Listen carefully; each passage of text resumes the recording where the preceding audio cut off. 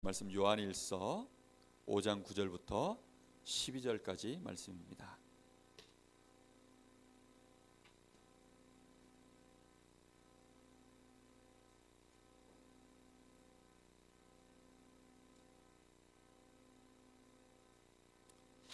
요한일서 5장 9절부터 12절입니다.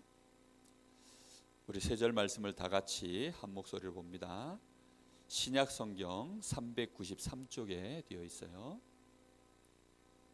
다 같이 읽어보겠습니다. 시작. 만일 우리가 사람의 증언을 받을진대 하나님의 증거는 더욱 크도다. 하나님의 증거는 이것이니 그의 아들에 대하여 증언하신 것이니라.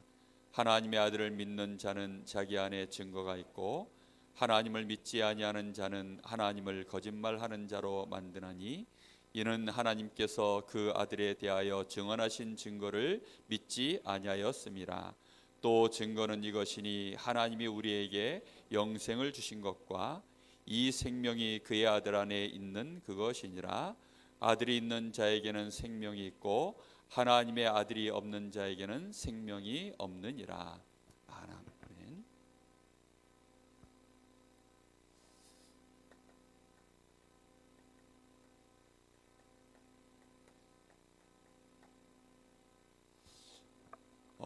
오늘 우리 렘넌트들이 정말 마음에 잘 새겨야 될 단어입니다. 새겨야 될 아주 중요한 단어가 따라해봅시다. 하나님의 증거. 오늘 여기 9절 말씀에 보면 이렇게 말하죠. 우리가 사람들의 증언을 받을진대 하나님의 증거는 더욱 크도다. 이게 무슨 말이죠? 우리가 사람의 증언을 받을진대, 이 말은 사람이 하는 말을 우리가 받아들여서 믿는다는 거죠. 사람이 시원찮아도 그 사람이 하는 증거가 확실하면, 내놓은 증거가 확실하면 우리는 그 사람 말을 믿어야 안 믿어요? 믿지요. 그렇죠? 여기 우리 렘넌트가 은행 가가지고 나한테 1억만 빌려주세요 그러면 은행 직원이 빌려줄까 안 빌려줄까? 어떨 것 같아요? 안 빌려줄 거 확실합니까? 근데 여러분들이 한 100억짜리 물건을 딱 가져가서 이거 맡길 테니까 1억만 빌려주세요 그럼 빌려줄까 안 빌려줄까? 빌려줍니다. 왜죠? 물건이 얼마짜리라고? 100억짜리 물건이니까 조그마한 렘넌트가 가도 은행에서 이 물건을 확인해보고 이거는 100억짜리 물건인데? 그러면 이 아이한테 1억 빌려주는 것은 얼마든지 빌려줄 수 있겠는데? 얘가 확신을 가지고 이제 얼마 빌려달라 그럴까요? 기왕 빌려주는 거 한 10억 더 빌려주세요. 그럼 은행에서 빌려줄까요? 안 빌려줄까요? 빌려줍니다. 왜지요? 가져온 물건이 얼마짜리야? 100억이야 100억. 우리가 사람의 말을 믿는 것은 그런 식으로 다 믿어요. 이 사람이 원체 사기꾼이면 이 사람이 하는 말을 우리가 믿을까요? 안 믿을까요? 안 믿어요. 그런데 가져온 물건이 100억이야. 그러면 1억 빌려주세요. 그러면 사기꾼이 와도 빌려줘요? 안 빌려줘요? 빌려준다니까요. 그런데 하나님의 증거는 어떻다고요? 우리 여기 9절 말씀이 뭐라 그랬어요? 더욱 어떻다고요? 크도다. 오늘 우리 렘넌트들이 잘 한번 생각해 봐야 됩니다. 지난달에 목사님이 여러분한테 그림 하나 그려드렸죠? 뭐 그려드렸어요? 우리 렘넌트들이 뇌 그림 그려준 거를 기억하고 있는 거 보니까 내가 기뻐요. 자, 한 번 더 그리겠습니다. 우리 사람의 뇌는 이렇게 대뇌가 있어요. 그리고 그 대뇌 밑에 측두엽이라는 게 이렇게 있어요. 그리고 요 밑에 소뇌가 이렇게 있습니다. 이게 사람의 뇌예요. 뇌. 왜 내가 뇌를 그릴까요? 내가 하는 말을 여러분들한테 확실한 과학적 증거를 대서 사람의 말을 여러분들이 받아들이게 해주려고. 이해됐죠? 무슨 말인지? 그러면 이건 서목사의 생각이 아니고 과학자들이 증명해낸 얘기를 여러분들한테 내가 전달해 줄 뿐이에요. 자, 그러면 여러분들은 이 말을 잘 듣고 한번 받아들이기 바랍니다. 자, 사람의 뇌는 이렇게 대뇌가 있는데, 대뇌는 이렇게 가운데가 갈라져서 앞에 부분은 뭐라고 한다 그랬어요? 전두엽. 요 뒷부분은 후두엽. 여기는 옆에 있어서 측두엽. 요것도 뇌긴 뇌인데 작아서 소뇌. 그리고 요 소뇌 밑을 통과해서 이제 실제적으로 뇌에서 명령이 내려지면 그 명령을 실행시키는 데가 있는데, 여기가 뭐라 그랬어요? 척수. 이렇게 있습니다. 자, 요 각각의 기능이 다 있다 그랬어요. 측두엽은 무엇을 관장한다고요? 따라합시다. 감각. 전두엽은 운동을 하는데, 운동하기 전에 뭘 짠다고요? 운동 계획. 척수에서는 뭐 한다고요?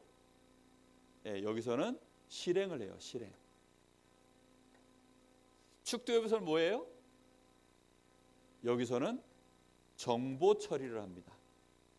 그래서 정보를 받아들이고 입력시키는 일을 이 측두엽에서 이제 진행을 해요.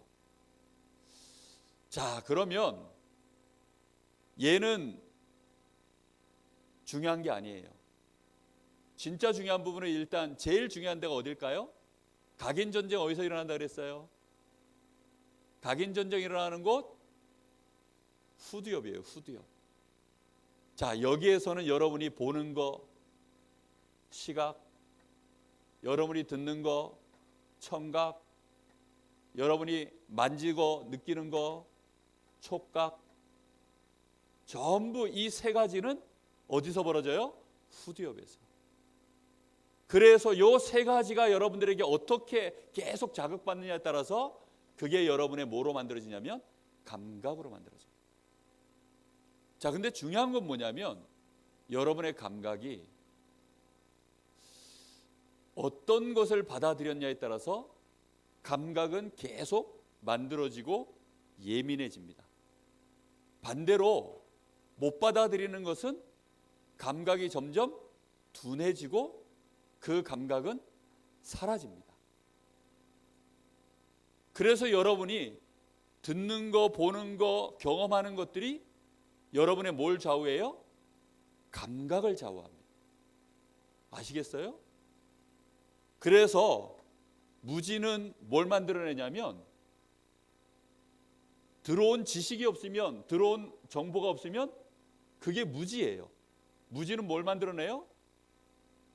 무감각을 만들어냅니다. 그럼 무감각은 뭘 만들어내는 줄 알아요? 여러분이 거기에 힘을 쓰지 않게 돼요. 그래서 무기력이 되어져요. 결국은 이 무기력이 쌓이면 그게 여러분에게 무능력으로 갑니다. 그래서 여러분들이 이 감각이라고 하는 이 부분이 얼마나 중요한지 여러분 생각해야 돼요. 자, 이게 지금 누구 얘기라고요? 과학자가 한 말입니다. 예, 박문호라고 하는 우리나라의 아주 뇌과학자가 있어요. 이분이 했었던 얘기를 목사님이 여러분 눈높이에 맞춰서 우리 다락방 메시지로 내가 소화를 시켜서 다시 여러분에게 전달해 주는 거예요, 지금. 그래서 여러분이 이 부분을 굉장히 중요하게 생각해야 돼요. 만약에 여러분들이 하나님에 대하여, 말씀에 대하여, 복음에 대하여, 특히 전도에 대하여, 영적인 사실에 대하여 여러분이 무지하면 뭐가 떨어져요? 감각이 떨어집니다. 그러면 영적인 상태가 어떻게 돼요? 무기력 상태가 됩니다. 그러면 여러분 영적인 힘도 무능력 상태가 딱 돼요. 이렇게 되면 사실상 여러분 세상 나가면 무조건 노예됩니다. 그렇죠? 무조건 노예돼요. 반대로 여러분이 하나님의 말씀, 특히 오늘 유 목사님 얘기하셨죠? 말씀, 기도, 전도, 이것이 여러분에게 감각으로 만들어질 만큼 세팅이 딱 되면 여러분은 거기에 대해서 예민하게 감각이 생기고 힘이 생기고 능력이 일어납니다. 여러분의 무자를 다 없애야 됩니다. 그래서 알겠습니까? 무식을 없애야 돼요. 영적인 무식, 무지. 그것은 단순히 모르는 걸로 끝나는 게 아니에요. 여러분 뇌에서 가장 실제적인 일이 그때 벌어집니다. 오늘 유 목사님이 실제를 잡으라 그랬죠. 여러분 뇌에다가 뭘 하느냐가 가장 실제적인 일입니다. 우리 랩런트들은 응답받으려고 하지 말고 뭘 시키라고 해요? 그래서 세팅을 시켜라. 유 목사님 말씀은 굉장히 거기에 의미가 있어요. 어른들은 응답의 시간표야. 왜? 어른들은 당장 응답이 있어야만 살아요. 그러나 여러분들은 지금 부모님의 보호 아래에 있기 때문에 당장 응답이 없어도 돼요. 그렇죠? 자, 우리 초등학생들 손 들어보세요. 저는 알바 뛰어요. 손 드세요. 안 뛰죠? 그렇죠? 여러분의 응답은 누굴 통해서 와요? 다? 엄마 아빠 통해서 여러분 받아서 그거 가지고 살면 돼요. 중고등학생 때까지도 괜찮아요. 여러분 랩런트 시간표는 딴 거 뭐 응답 이런 거 고민하지 마세요. 여러분 때는 뭐 하는 거냐? 준비하는 시간표. 알겠죠? 어디를 준비시켜야 돼요? 여러분의 뇌를 준비시켜라. 알겠습니까? 그래서 여러분을 감각을 깨워야 돼요. 감각을. 말씀 많이 보면 감각 생기나요? 아니에요. 이 말씀이 너무 중요해. 이 말씀은 나에게 꼭 있어야 되는 말씀이야. 완전히 집중해가지고 말씀의 가치를 높여야 돼요. 그때 여러분이 감각이 올라갑니다. 알겠죠? 그래서 여러분들이 이 감각이 확실하게 여러분들한테 높아지면 어느 날 여러분에게 여러분의 감각 속에 확신이 오는 날이 와요. 그 확신된 것만 전두엽으로 넘어가서 운동 계획을 짭니다. 여러분 결국은 확신되지 않으면 사람은요 못 움직여요. 알겠습니까? 이해가 되고 느낌이 와야 씩 웃지. 우리나라 한국 사람들 노벨 문학상이 안 나온대요. 한국 사람들은 노벨 문학상을 안 나와. 왜 안 나오느냐?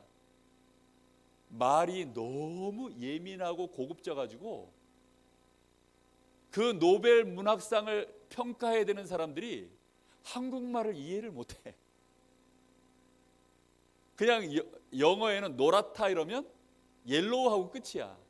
근데 한국말은 어때요? 누렇다, 뭐 누르딕딕하다, 황달기가 있다, 뭐 말들이 굉장히 많아요. 그러니까 그 예민한 표현을 미국 사람들이 이해를 못해. 걔네들 감각으로는 이걸 표현을 이해를 못해요. 그러니까 노벨 문학상을 못 줘. 사뿐히 지려밟고 가시옵소서. 이걸 어떻게 해석해? 해석을 못해요. 이런 말들은. 그런데 분명히 여러분 알아야 됩니다.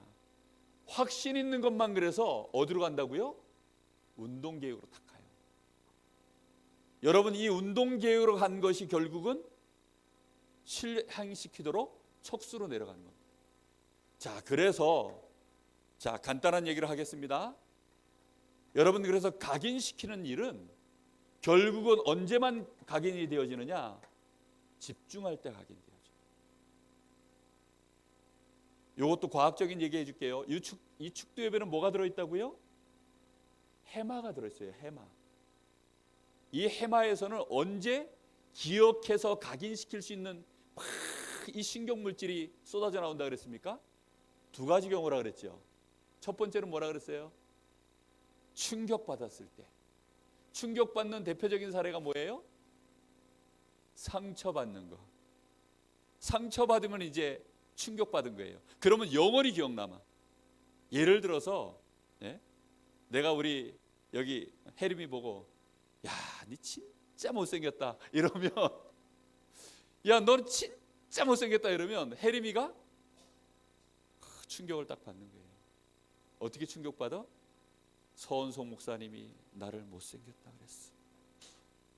저 목사님 진짜 이상한 사람이야 이러면서 서원송 목사를 볼 때마다 이제는 나를 못생겼다 그랬지. 서원송 목사에 대한 상처가 생겨가지고 그때부터 나를 막 이상한 사람으로 생각하는 거예요. 충격받은 거예요. 충격.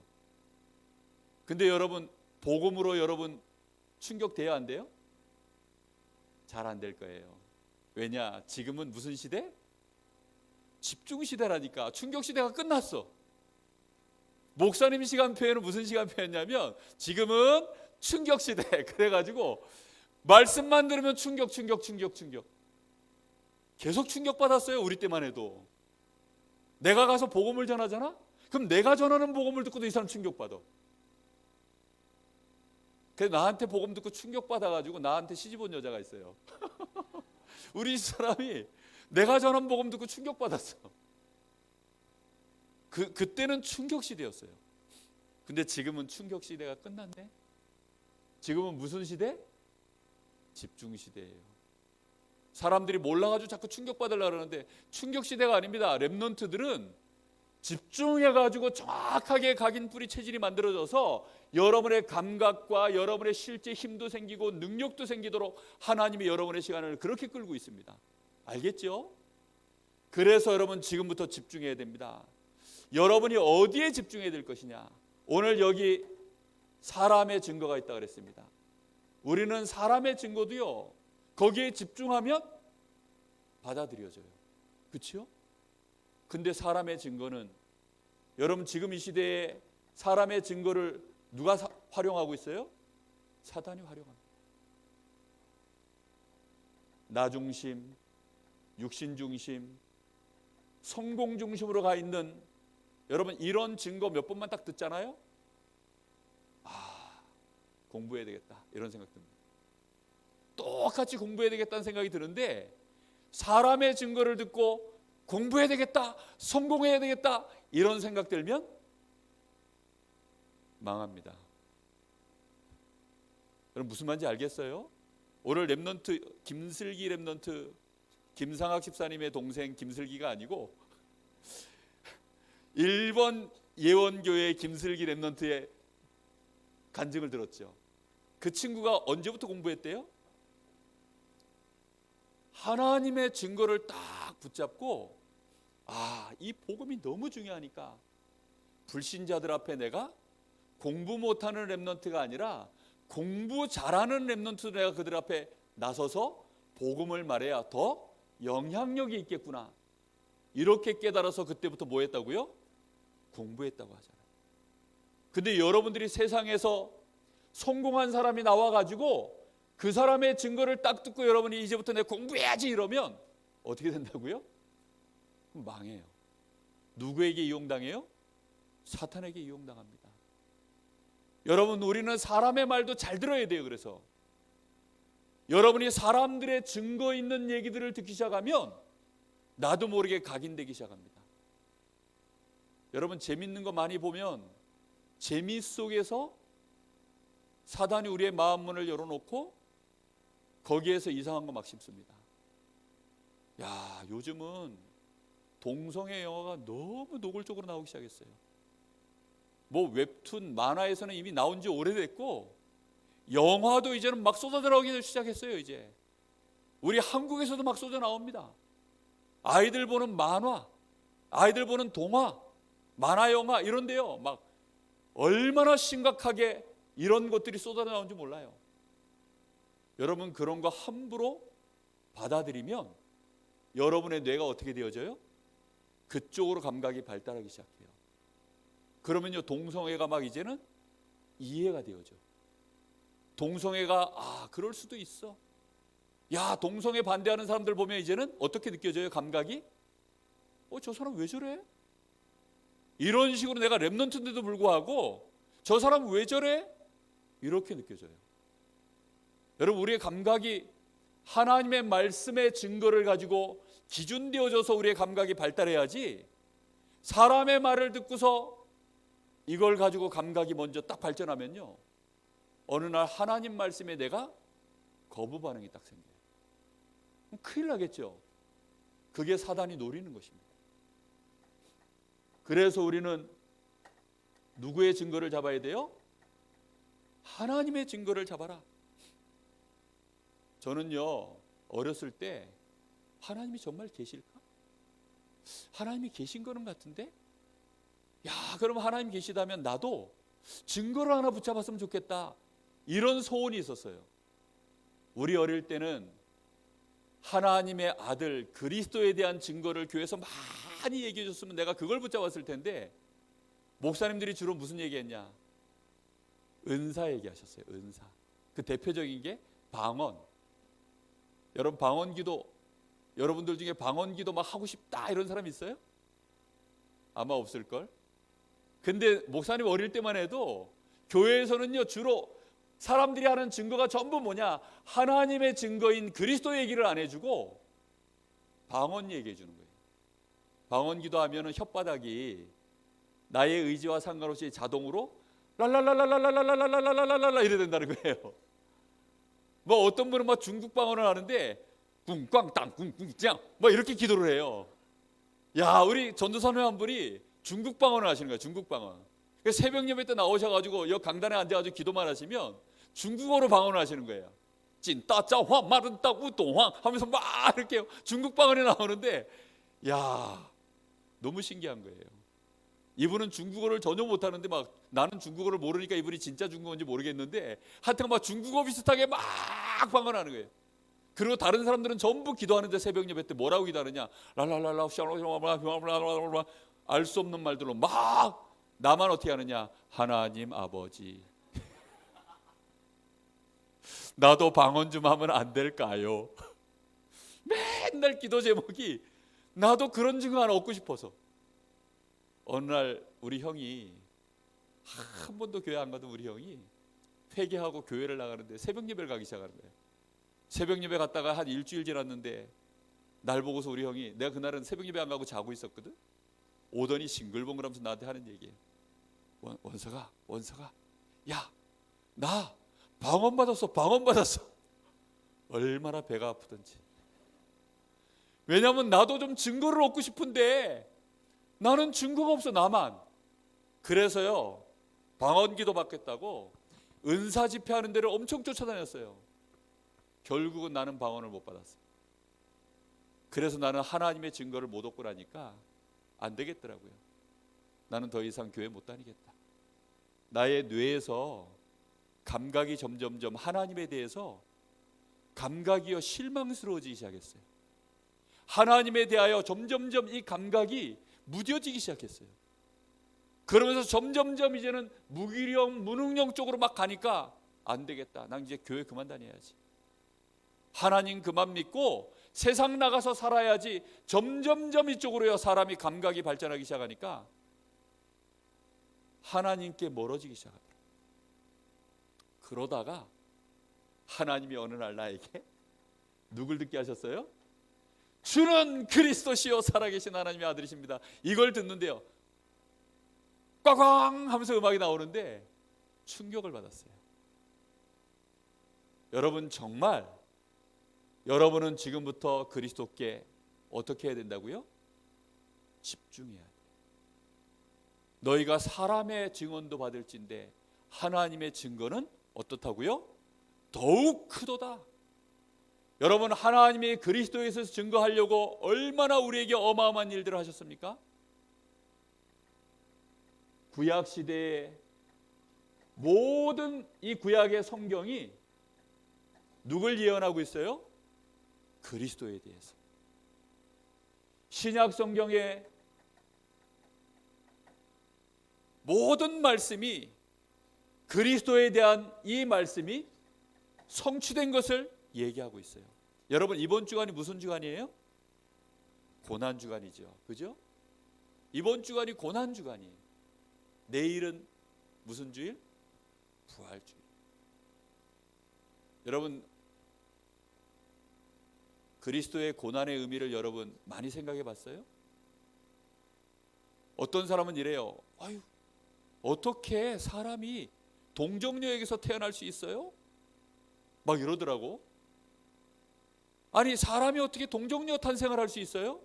동정녀 탄생했다는 말은 무슨 얘기냐면, 우리가 태어나려 그러면 과학적으로 어떻게 돼 있어요? 아빠의 정자와 엄마의 난자가 만나서 그렇게 해서 수정을 하고, 그렇게 해서 10개월을 엄마의 태 속에서 자라나서 아기가 나오는 게, 그게 정상적인 코스예요. 그렇죠? 그런데 동정녀 탄생했다는 말은 아빠의 난자도 필요 없고 엄마의 난자도 필요 없이 그냥 마리아 동정녀의 태만 빌려서 하나님이 잉태하셔서 이 땅에 예수님이 오셨다는 거예요. 자, 과학적으로 말이 돼야 안 돼요? 안 되죠. 근데 하나님이라면 가능해요, 안 가능해요? 가능해요. 그러면 질문을 바꿔야 돼. 동정녀 탄생이 가능한가가 아니라 왜 하나님이 동정녀 탄생을 말씀하셨는가? 그렇죠?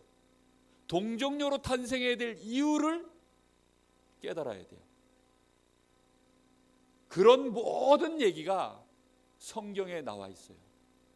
여러분, 그래서 이런 말씀들에 대해서 여러분들이 집중해서 거기에 대해서 여러분들이 계속 깨닫고 이해하고 느끼고 그걸로 감사하고 감격하고, 여러분 그것 때문에 또 많은 생각들이 자라나고, 이렇게 여러분 머릿속에 점점 세팅돼야 돼요.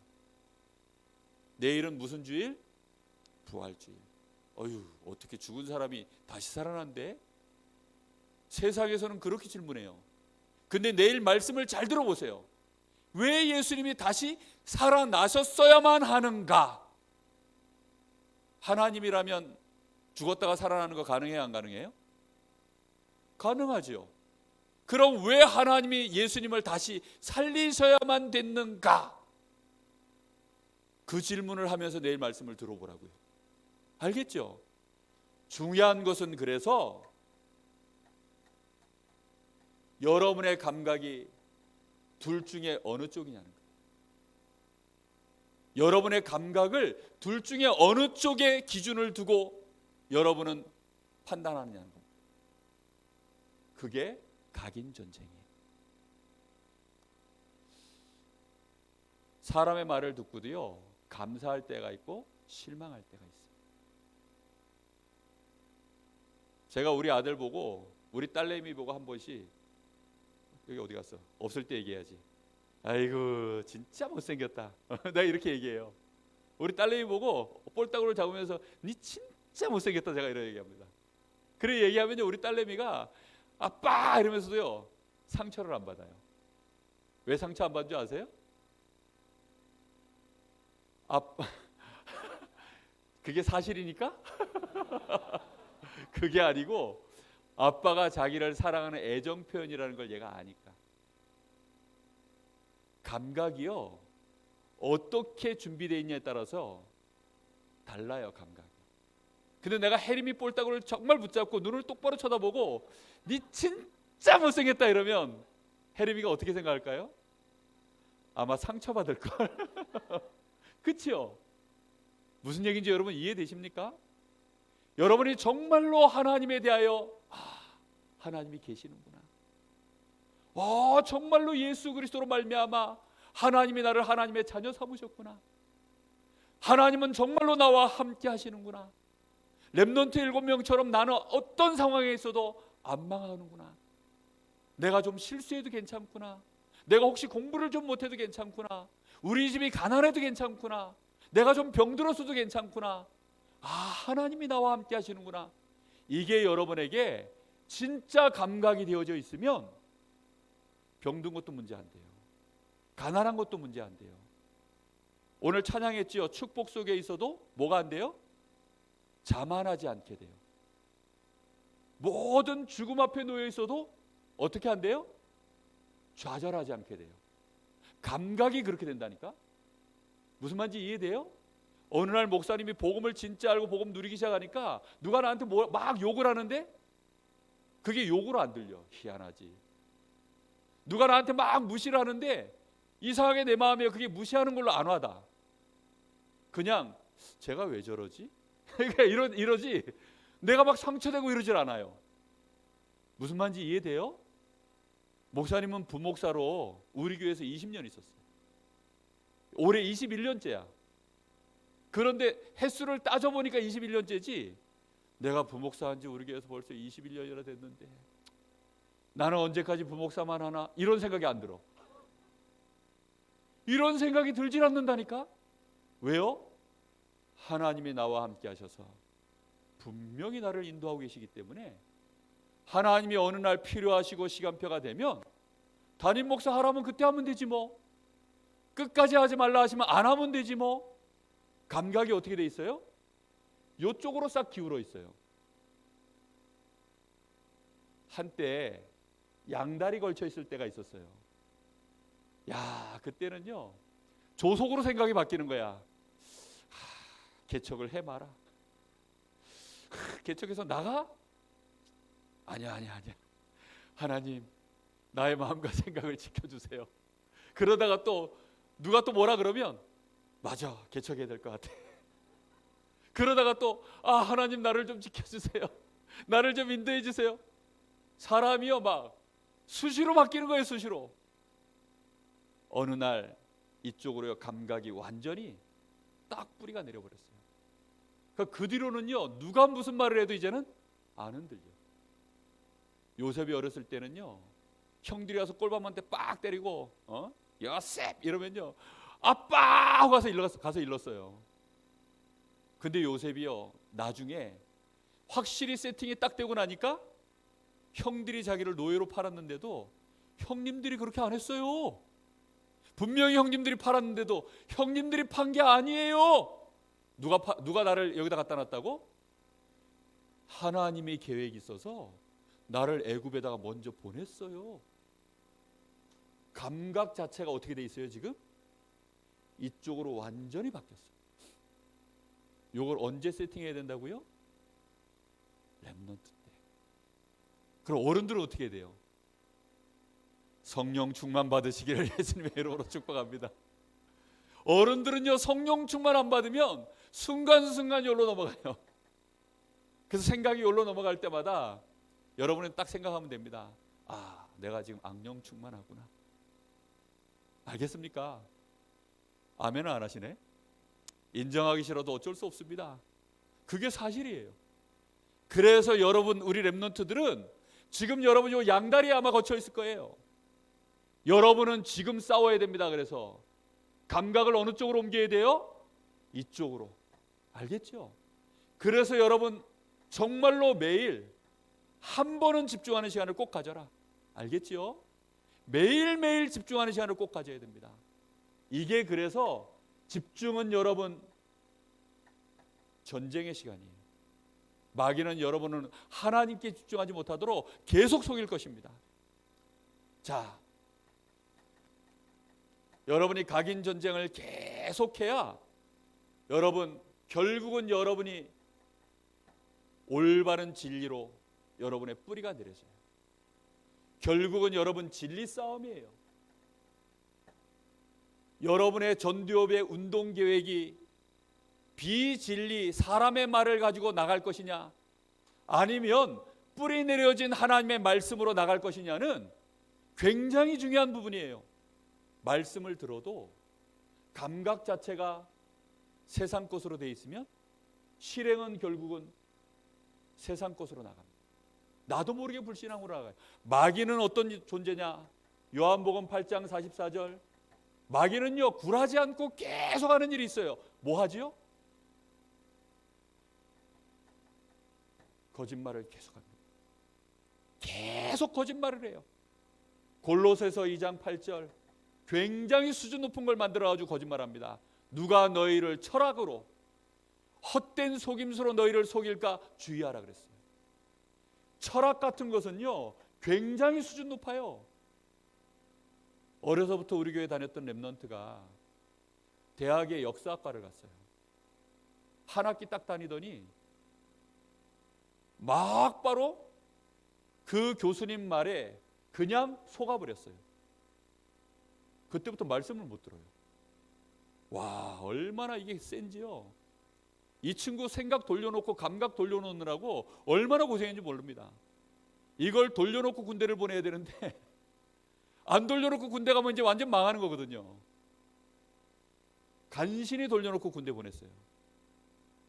지금은 휴가도 GRC에 맞춰서 나오고 WRC에 맞춰서 휴가도 나오고 감각이 완전 돌아선 거죠. 이제 놀기 좋을 때 휴가 맞춰 나오는 게 아니고 GRC 맞춰서 나오고 감각이 딱딱딱 그렇게 맞춰 나오더라고요. 벌써 이제 실행을 잘하는 거죠. 마귀는 속입니다. 어떻게 하든지. 그게 마귀의 전략이에요. 보세요. 창세기 3장 1절에서 6절. 마귀가 뭐 했지요? 하나님을 흔드는 거예요. 야, 하나님이 동산에 있는 나무 열매 다 먹지 말라 그랬어? 하나님이 너희가 하나님처럼 될까 봐 선악과를 못 먹게 하는 거야. 누구를 흔듭니까? 하나님을 흔들고 하나님의 말씀을 흔드는 거예요. 못생긴 분이 나갔다 들어오셨습니다.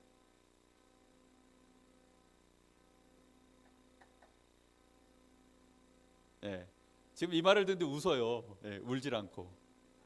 네, 그게 어떤 감각이 있느냐에 따라 다른 거라니까요. 네. 네. 이따가 나 혼날 것 같아요.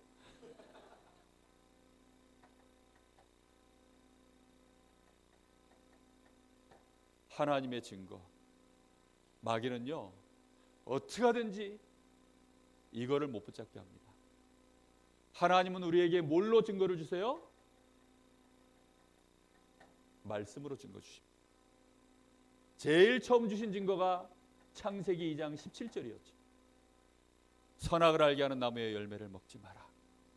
이게 하나님이 주신 말씀의 증거예요. 이거보다 더 확실한 증거는 없어요. 그런데 마귀는 이걸 못 믿게 계속 흔드는 거예요. 야, 선악과 너희들 그거 먹으면 하나님처럼 지혜롭게 될까 봐 못 먹게 하는 거야. 마귀가 하는 짓은요, 계속 이쪽으로 가는 거예요. 하나님 중심이 아닙니다. 나 중심. 너희가 하나님처럼 지혜로워지면 성공하잖아. 이거 중심. 결국은 어디로 빠지게 만들어요?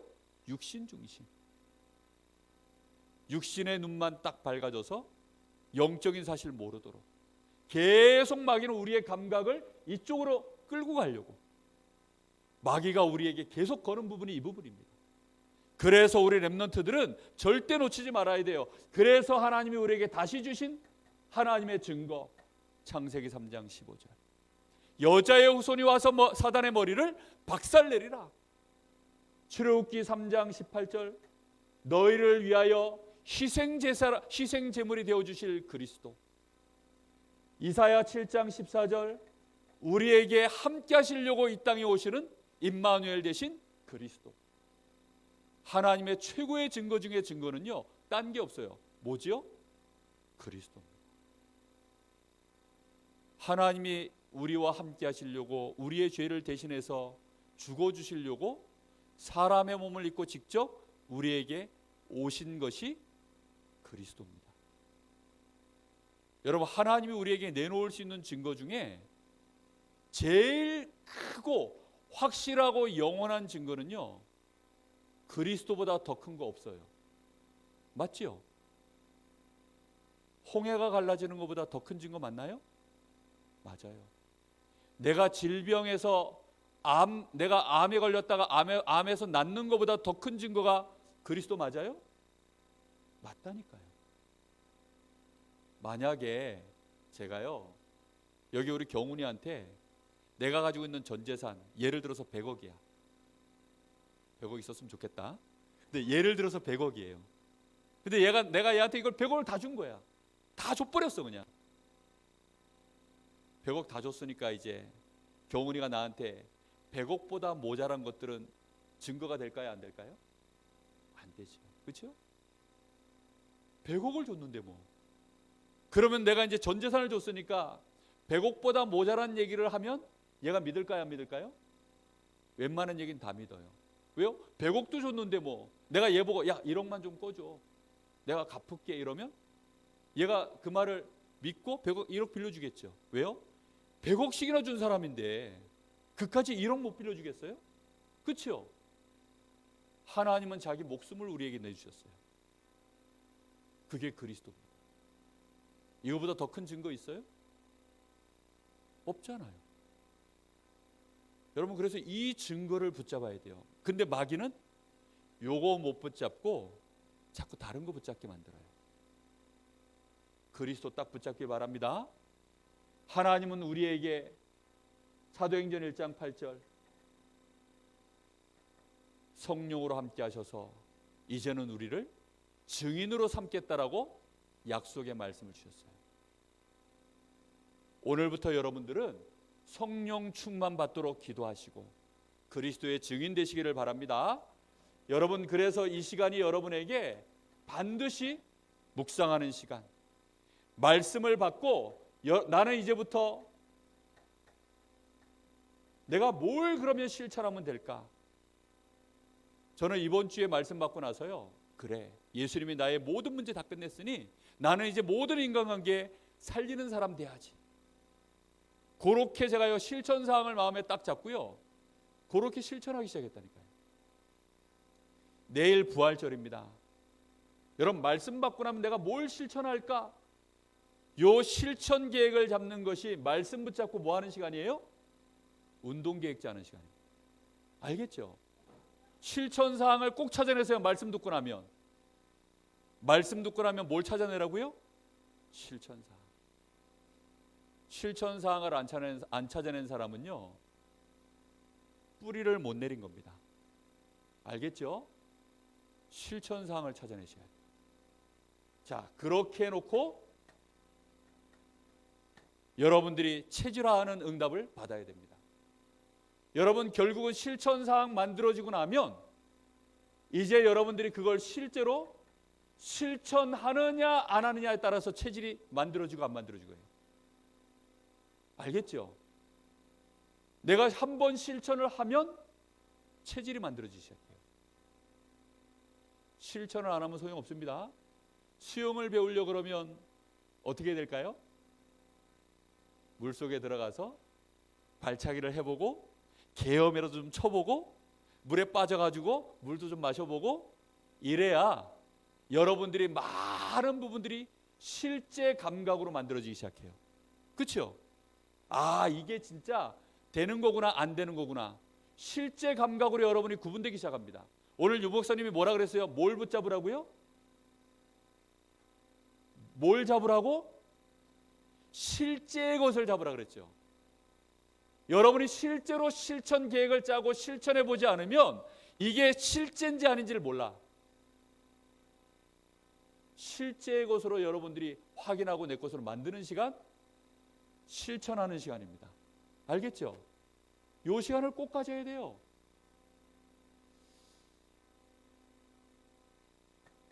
여러분, 공부해야 됩니다. 여러분, 친구도 만나야 됩니다. 많은 일도 해야 됩니다. 여러분, 살다 보면 사건도 만나고 문제도 만납니다. 그렇죠? 특히 우리 랩런트들 시험 기간이더라고요. 중간고사 시험 기간이고 막 이런데 아마 여기 시험 공부하느라고 못 온 친구들도 있고 아마 내일은 또 주일인데 월요일 날 바로 시험이 있으면 내일 예배 때 예배 드리는 것이 평소처럼 오전 예배 드리고 오후 예배까지 다 드리던 친구도 마음에 좀 갈등이 오고 막 이럴 거예요. 그런 것들이 전부 여러분에게 실제적 감각이 없으면 갈등하게 됩니다. 근데 실제적 감각으로 아, 내가 예배 드리는 것이 훨씬 나은 거구나 하고 실제 체험을 해버리면 실제 감각이 생겼기 때문에 내일 시험 보는 것 때문에 스트레스 안 받아요. 뭔 말인지 이해됐어요 지금? 실제 감각이 만들어져야 여러분들이요 믿음의 선택을 쉽게 합니다. 요셉이야 몇 번 노예로 팔려서 망하는 상황이 갔는데 하나님 믿고 실망하지 않고 하나님 앞에 감사하고 인도받았는데 처음에는 좀 두려웠겠죠. 처음에는 좀 떨렸겠죠. 근데 실제로 하나님이 요셉과 함께 하시는 실제적인 부분들을 믿고 요셉이 인도받기 시작하니까 응답이 오기 시작하는 거예요. 나중에는 요셉의 감각이 어느 정도로 대단해졌느냐, 완전히 하나님의 계획만 딱 붙잡았어요. 이제 사람 거는 전혀 쳐다도 안 봤어요. 형들이 요셉 팔았잖아. 보디발의 아내가 요셉에게 누명 씌웠잖아. 윙크를 먼저 날린 게 분명히 보디발의 아내잖아. 그렇죠? 그런데도 요셉은 이제 그거 생각 안 했어요. 그렇죠? 거기에 대해서는 아예 생각조차 안 했다니까. 실제적인 것만 딱 붙잡은 거예요. 실제 중에 실제는 하나님 손에 있구나. 그렇죠? 그렇게 여러분들이요, 요 속에서 여러분들이 그렇게 실천을 해봐야 돼요.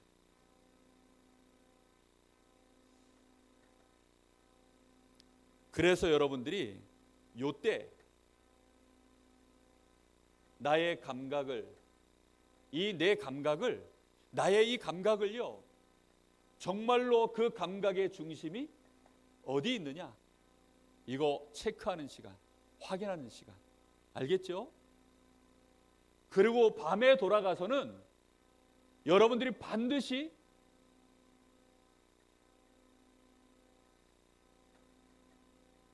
이걸 전도일기라고 표현해야 되나요? 하루를 돌이켜봐야 돼요. 내가 오늘 이렇게 살았구나.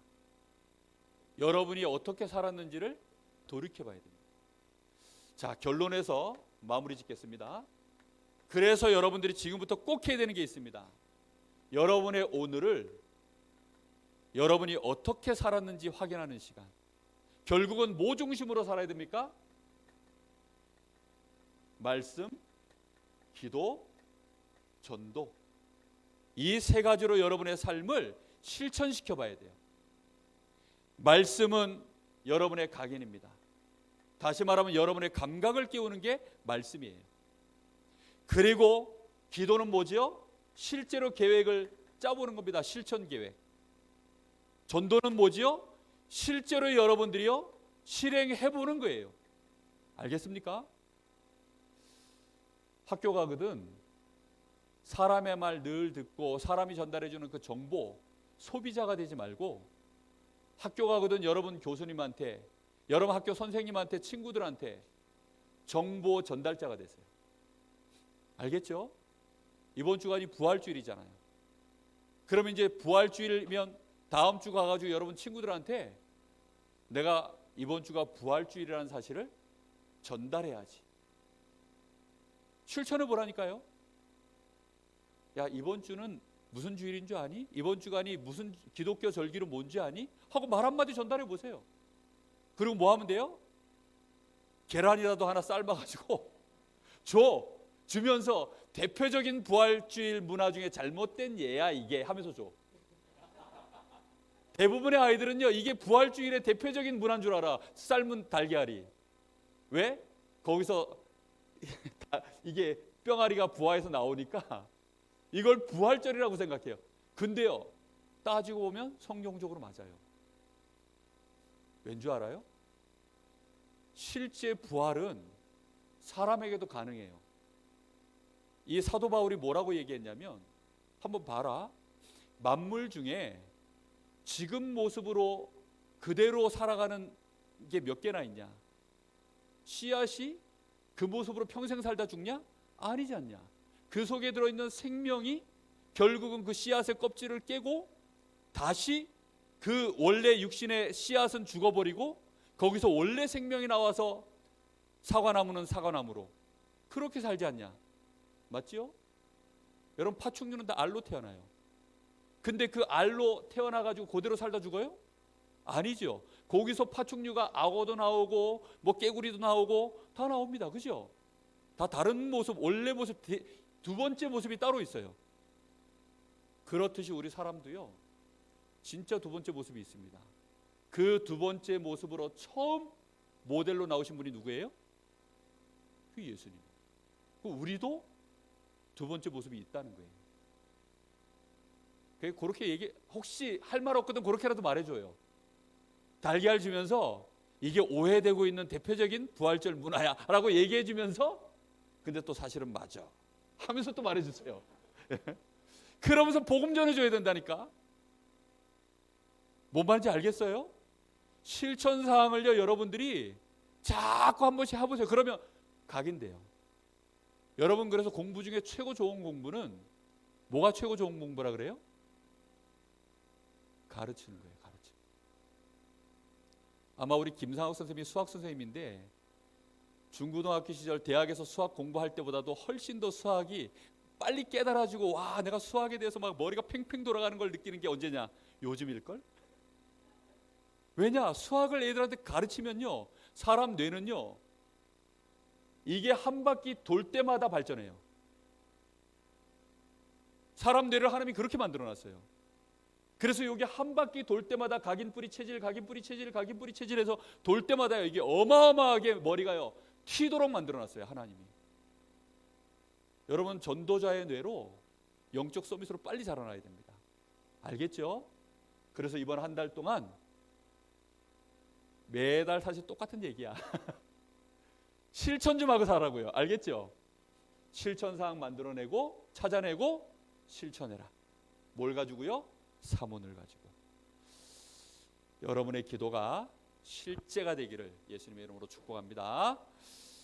우리 같이 한 1분간만 기도하겠습니다. 하나님, 말씀 기도 전도가 우리에게